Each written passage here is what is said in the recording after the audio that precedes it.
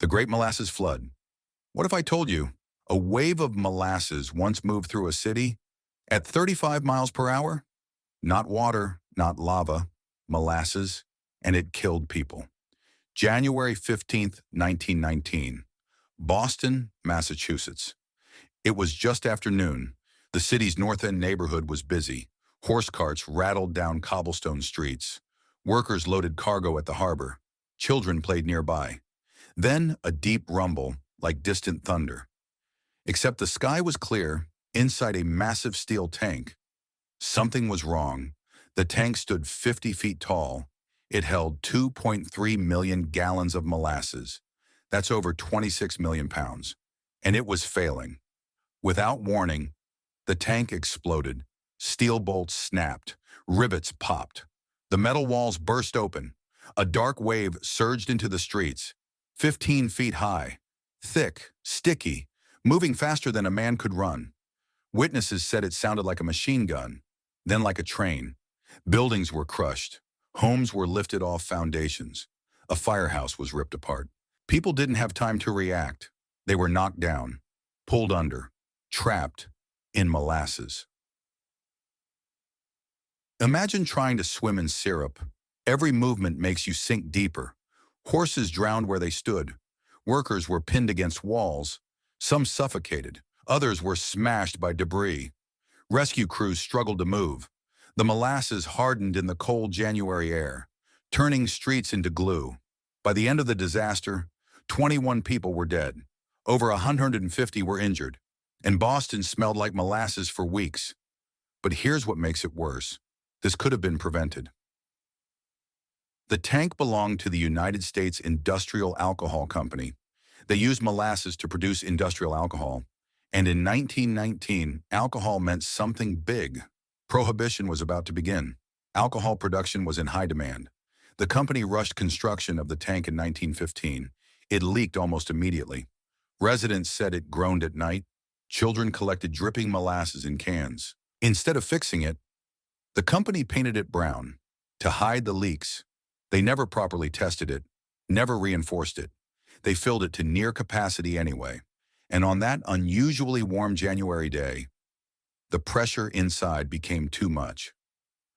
Aquanum, there's another twist. Scientists later believe fermentation may have increased the pressure inside the tank. Molasses ferments. Fermentation creates gas. Gas builds pressure.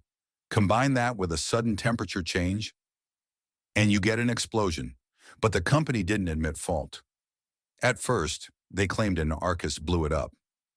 Yes, an anarchist. Remember, this was 1919. America was in the middle of the Red Scare.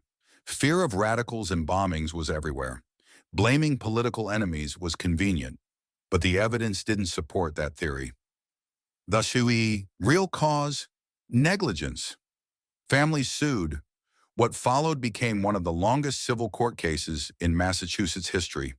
Over 100 plaintiffs, thousands of testimonies. Engineers testified the tank was poorly designed, too thin, too weak, poorly inspected. In 1925, the company was finally held responsible. They paid about $628,000 in damages. That's millions in today's money. The case changed construction laws. It led to stricter building codes, mandatory engineering inspections, safer industrial standards. Because before this disaster, companies could build massive structures without oversight. After the flood, that changed. Cleanup took months. Salt water was pumped into the streets to thin the molasses. Workers scraped it from bricks, from doors, from ceilings, even from harbor water. Legend says on hot summer days, the North End still smelled sweet, a reminder of the day the city drowned in syrup. The Great Molasses Flood sounds ridiculous, almost cartoonish, but it wasn't. It was violent, fast, deadly, and entirely avoidable. It's a story about pressure, about greed, about ignoring warning signs, because sometimes disasters don't come from nature. They come from shortcuts, from rushing, from assuming nothing will go wrong until it does. And when it does, it moves faster than you think, even if it's molasses. If you enjoy strange, unbelievable true history, subscribe, because the past isn't boring. It's unpredictable. And sometimes it's sweet until it isn't. Today, the North End of Boston commemorates the disaster with memorials and plaques. It's a testament to resilience, how communities rebuild and remember those lost. A reminder that while time moves on, lessons from history echo through every generation. Historians often gather here, sharing stories of the past, ensuring what happened isn't forgotten. They remind us that the Great Molasses Flood wasn't just a story of tragedy, but one of humanity's capacity to learn and grow stronger.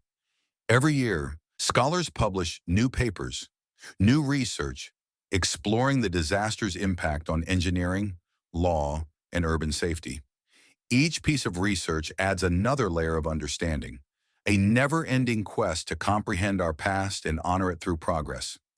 As we delve deeper into such stories, we uncover the fabric of a community tested by pressure and forged by perseverance.